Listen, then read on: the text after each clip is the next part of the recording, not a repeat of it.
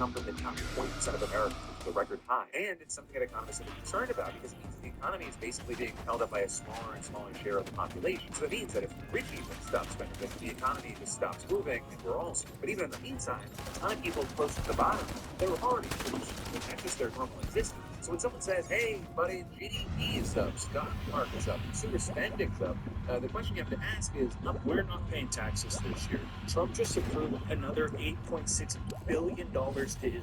Now be aware, $13.1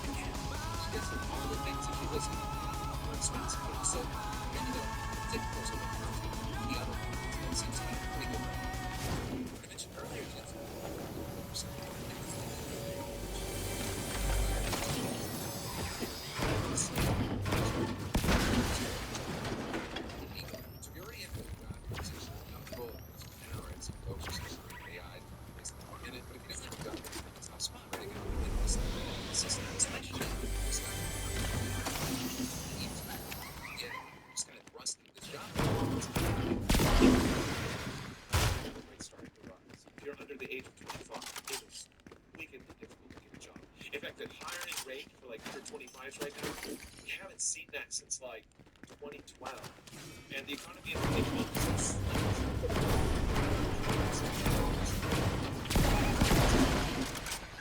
Jobs those are part-time, full-time,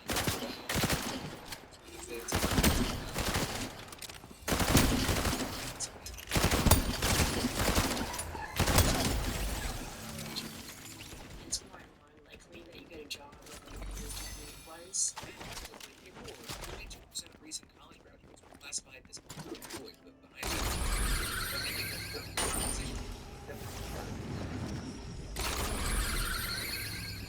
Getting back to the show, but first, the thank a sponsor and ask, do you realize that your kid can get profiled by the internet before they can even spell and subscribe? It's easily verifying and some of the students.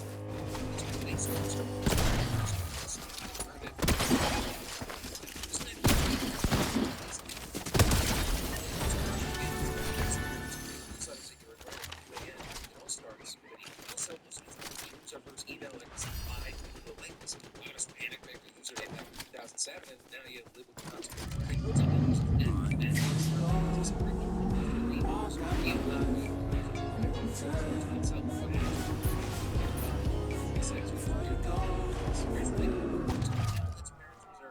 Email address early. You can lock in their name today with a symbolic $1 donation to Proton Foundation and keep it protected for up to 15 years until they're ready to actually use it themselves. So your kid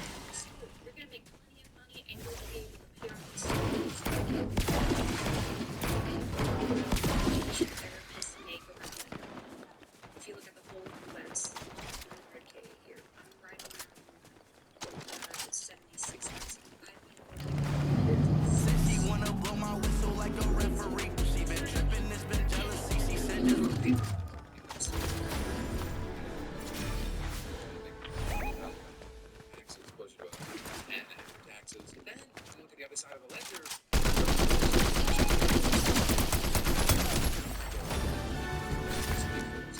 $80,000 debt first. So she started paying off hers right now. It's $400 a month. Until then, she's grown. Meanwhile, she's also racked up credit card debts. It's a part-time job, grad school, pandemic hit. So it all adds up. Several $100.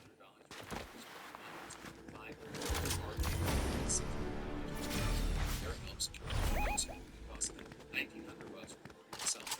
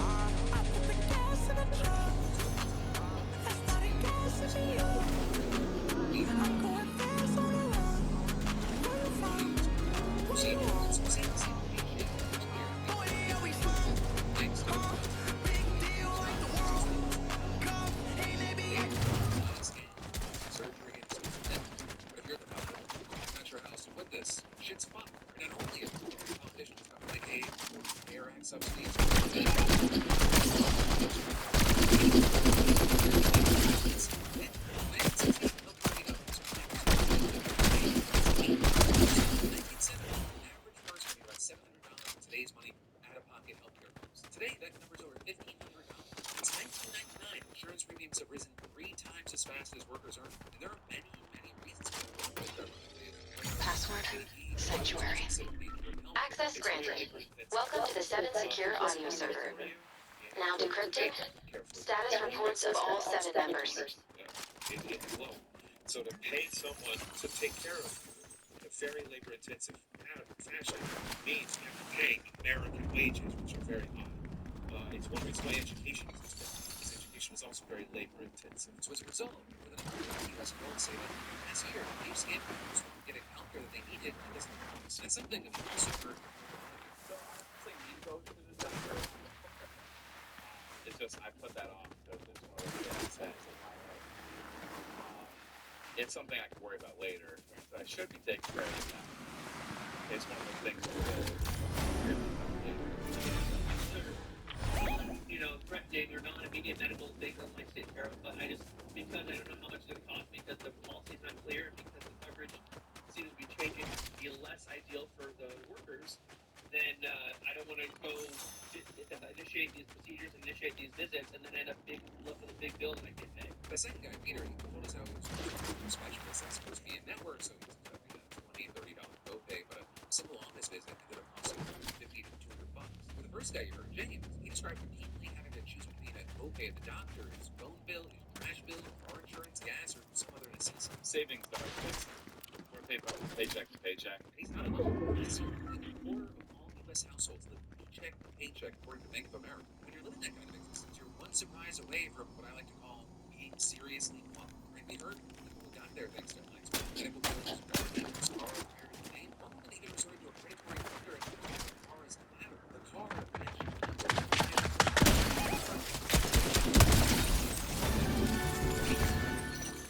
One time surprise, I had my kid step on the air conditioner unit. That was a good, like, 150 and everything. It's like kids play outside.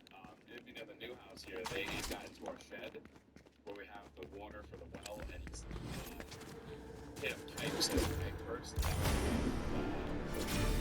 Fix James is getting better. Stay-at-home life is here. Kids from childcare is also expensive. The rise of 8% in 2 years, double the rate of inflation in the same period. So with that, last year, 58% a year earlier. Right now, everyone's like, It's understandable not to want balance to be places to store and not spend that extra time.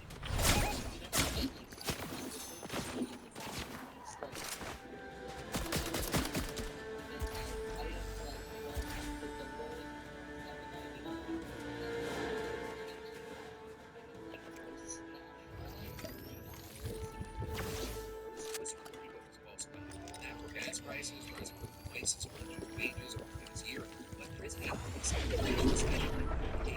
Yeah, very, very bad. In Indiana, something like 60% of our costs are because of like data centers in the state, and so our utility bills have creeped up steadily over the past year. It's true, but these rising prices don't seem like they're that big of a deal because they're paired with rising pay. Right, on average, wage growth has kept pace with inflation, but the key word is average. In reality, just like no one experiences the economy the same way, nobody experiences inflation the same way either. So inflation tends to be higher for lower income folks. A larger share of their budget goes towards the most inflated goods like housing, utilities, and groceries. And lower income people, they tend to see less wage growth as well. So it's actually not guaranteed that their paychecks are keeping pace with rising prices. Going back to that people at the top maybe having more breathing room, many at the bottom are feeling the squeeze, like with Chris. The increase, the raises are not happening, and yet at the same time, the prices are you can get out of Costco without spending $300 to $500 depending on what we're getting, and utilities go up all the time, and yet we still have debt that we're trying to pay down. You'll often see media reports starting at yeah, that's true. It's back down to levels from inflation peak, but that just means that prices aren't going up as fast as they were before. Even if inflation drops to zero tomorrow, there's still a whole bunch of inflation from the past several years that just kind of baked in there. it's called rise like a rocket and fall like a feather. So prices are going to rise really quickly. They're going to rise like a rocket. But when it's time for prices to come down, because there's civilization supply chain, airline prices down like quickly. Plus, even the apparently low 2 or 3% inflation numbers that we're left with are kind of misleading because they make it seem like, oh, you're just spending a few percent more on all the same stuff, right? But what that hides is all the stuff that you stop buying because you're devoting more of your budget to stuff. You and a bunch of other people stop buying certain things, or you buy less of them, the demand for those fall, and so does their price. So at the end of the day, some things are expensive, other things get less expensive, and when you look at the overall average number, it seems like inflation's pretty muted. But in reality, you're buying less stuff, and you're paying more for the stuff that you do buy. And the combined effect of those two things is a serious loss to your real purchasing power. So when it comes to Trump's tariffs, for example, Clark gave us a negative impact on the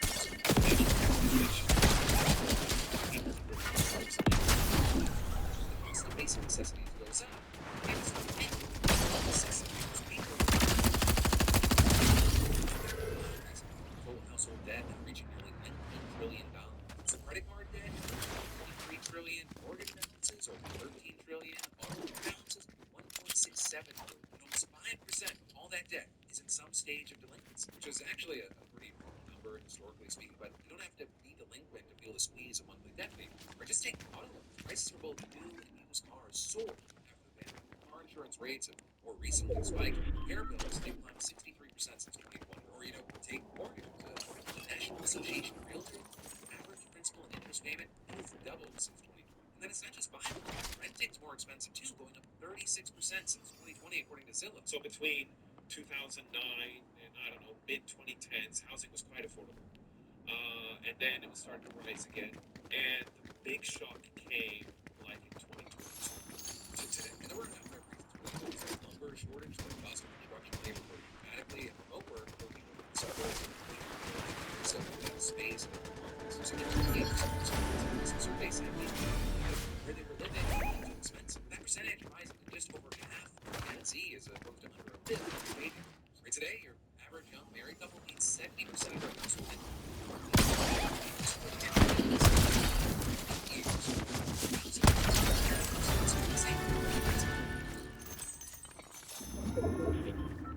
We'll get back to the video, but first, let me thank the sponsor and say, I've got to thank you for trusting us to wade through the chaos of the daily news cycle. Doing this special episode on the economy is rewarding work because this stuff affects everyday people, especially the process. That's why we use today's sponsor, Ground News, as part of our research process. Media bias, levels of certain spectrality, and of course, go amongst the stores because, that can matter. If you want to dive deeper into the impact of rising oil prices, Ground News aggregated 300 articles, podcasts, and analyses across the political spectrum, all centered around Iran's attacks on Gulf energy sites and resulting oil supply disruption. They even link directly to key moments of podcasts where this topic ends up being discussed, saving us hours of manual research so we can focus on expert interviews and primary research. And easily my favorite is the blind spot. Flag stories covered mostly or entirely by one side, helping you quickly spot gaps in coverage. You might be surprised with how much people are missing. So hey, go see for yourself why they've got over 10,000 5-star reviews at ground.news/NebrainCo. Just scan that ground.news/NebrainCo today to get 40% off unlimited access to the Vanguard plan, which is the one I use. Remember, for most people, their rent or mortgage, it eats up the biggest chunk of their budget by far. It's like 1/3 of your budget, and that's like a healthy budget. For some people, especially if you're in like the 20th percentile, income percentile, it's like half of your budget. But you're not just buying a house or apartment, you're also buying a neighborhood. Or maybe you have to commute really far to work, maybe there's no public transit nearby, maybe there's too much crime or too much noise, maybe the local hospital's underfunded, or maybe the school your kids go to is falling apart, or maybe there's no good supermarket within reach, or maybe, depending on where you live, you've got to worry about the heightened risk of a climate disaster destroying everything you own. That's what happened with our guy James we spoke to, who had a nice deal renting out his father-in-law's house, he needs 4 to 5 feet of water. So we pretty much had to start like got rid of everything. We had couches, beds, toys, like everything, appliances. We've been living in it for about a year now, but it's been financially devastating. Review helped a little, but it cost him $3,000 a piece just to start building, another $10,000 for himself. Then the furniture and the appliances, he says that the total ended up somewhere around $30,000 to $40,000. Plus property tax, impact fees, or I had to take loans out of my 401k. And down payment on the house. hurricane, percent of workers in Florida paid plants purchased by Vanguard hardship. It's a great debt of the bank. It's worse. It's another reason why they expect closure, eviction, medical expenses. Data as well as because they are so focused on trying to survive in the short term. You see that. And you also see the shifts the median age of workers. 20 years old, like 43 years old was 5 years ago, and 28 years old back in 1991. There's a lot of data that does point to basically a lot of students getting unemployed, which I think is, worry for people about if they're getting what they want out of their life. People are pushing marriage later and later, they're pushing kids later and later, they're having fewer kids, they're buying a house later and later. So I think people feel like it's not fair. They haven't been able to achieve that quoted American dream. And that's something that we've heard over and over again from people who reach out to us. They always told a certain story about how life is supposed to be, but when you finally grow up, then the story, it turned out to be a fairy tale. I feel like I'm failing myself and my girlfriend and my family. It's like I was told growing up that if you go to high school, go to college, get a good job, and work hard. I was told that would lead you, that would lead yourself to success, and that's just not been the case. Has been the American dream? The fucking book. That's not fair. Not all of them, but whatever. On average, they're doing pretty damn well in a lot of ways compared to their kids and grandkids. So the boomers have an extraordinary I think it's 38% of household stock, despite being 24% of the population. They've sort of the exact times of the rise of urbanization, the rise of suburbs, the rise of white-collar work in the United States has been sort of